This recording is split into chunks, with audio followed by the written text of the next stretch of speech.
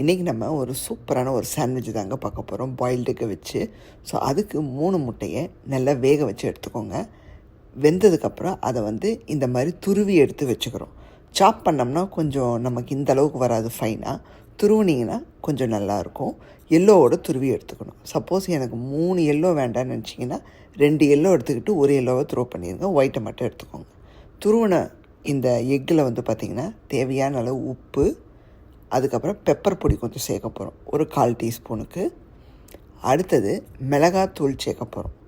இதில் தனியாவும் கலந்துருக்கு, எங்கள் அம்மா கொடுத்த பொடி. அதனால் நான் ஜஸ்ட் அது ஒரு 1/4 டீஸ்பூன் சேர்த்துக்கிறோம். அப்புறம் மஞ்சத்தூள் கொஞ்சம் சேர்த்துப்போம்.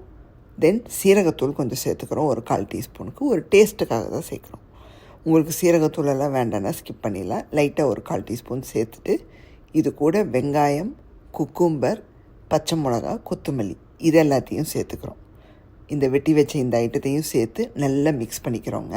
ஸோ குக்கும்பர் சேர்க்கும்போது ரொம்ப சூப்பராக இருக்குங்க. கண்டிப்பாக ட்ரை பண்ணி பாருங்கள். ஸோ ஜஸ்ட்டு ஒரு சின்ன குக்கும்பர் எடுத்து அதை தோல் சீவி க்யூப்ஸாக கட் பண்ணி உள்ளே சேர்த்துக்கிறோம். ஒரு 1/4 பெரிய வெங்காயத்துலேயே ஒரு 1/4 எடுத்து பொடியாக கட் பண்ணி சேர்த்துக்கிறோம். அப்புறம் பச்சை மிளகா பார்த்து சேர்த்துக்கோங்க, ஏன்னா மிளகாத்தூளெல்லாம் சேர்த்துருக்கோம்.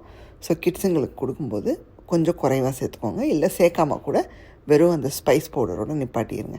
நல்லா கையை வச்சு நல்லா கம்பைன் பண்ணிங்கன்னா சூப்பராக மிக்ஸ் ஆகி ரெடி ஆயிரும். அண்ட் தென் இப்போ ப்ரெட்டை டோஸ்ட் பண்ணி எடுக்க போகிறோம். இதை நீங்கள் டோஸ்டரில் கூட பண்ணலாம். ஜஸ்ட்டு ப்ரெட்டு நடுவில் இந்த ஃபில்லிங்கை வச்சு டோஸ்ட் பண்ணி எடுக்கலாம்.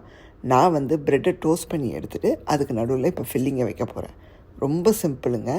மார்னிங் பிரேக்ஃபாஸ்ட்டுக்கு ஏற்ற ரெசிபின்னு சொல்லிக்கலாம். மோஸ்ட்லி என் வீட்டுக்கார் வெங்காயம், குக்கும்பர் எல்லாம் ஸ்லைஸ் பண்ணி பாயில்டு எக்கையும் அப்படியே ரவுண்டாக ஸ்லைஸ் பண்ணி நடுவில் வச்சு அவருக்கு சாண்ட்விட்சாக கொடுப்பேன்.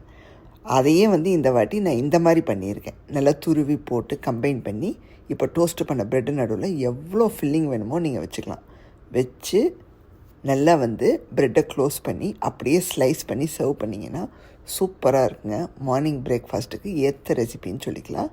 கண்டிப்பாக உங்களுக்கு இந்த ரெசிபி பிடிக்கும். ட்ரை பண்ணி பாருங்கள். ட்ரை பண்ணி பார்த்துட்டு எப்படி இருக்குன்னு கமெண்ட்டில் சொல்லுங்கள். ஸோ இப்போ பார்த்தீங்கன்னா ஃபில்லிங் வச்சு நல்லா ரேப் பண்ணியாச்சு. இப்போ ஸ்லைஸ் பண்ணி சர்வ் பண்ண வேண்டியதுதான். கிட்ஸுங்களுக்கு கொடுக்கும்போது மட்டும் அந்த சில்லிஸை குறைச்சிருங்க. மற்றபடி பெரியவங்க நீங்கள் சாப்பிட்றீங்க, உங்களுக்கு ஸ்பைஸ் லெவல் ரொம்ப பிடிக்கும்னா நீங்கள் சில்லிஸ் ஆட் பண்ணிக்கோங்க. ஏன்னா நம்ம பெப்பரு, மிளகாத்தூள் எல்லாம் சேர்க்குறனால எக்ஸ்ட்ராவாக ஸ்பைஸ் ஆயிடும். இப்போது சூப்பராக ரெடி ஆயிடுச்சுங்க. இனி சாப்பிட வேண்டியது தான். ஸோ இந்த பாயில்டு எக்கை வச்சு என்னோடய சேனலில் நிறைய ரெசிபி போட்டிருக்கேன். ஸோ அதில் இதுவும் ஒன்று ட்ரை பண்ணி பாருங்கள்.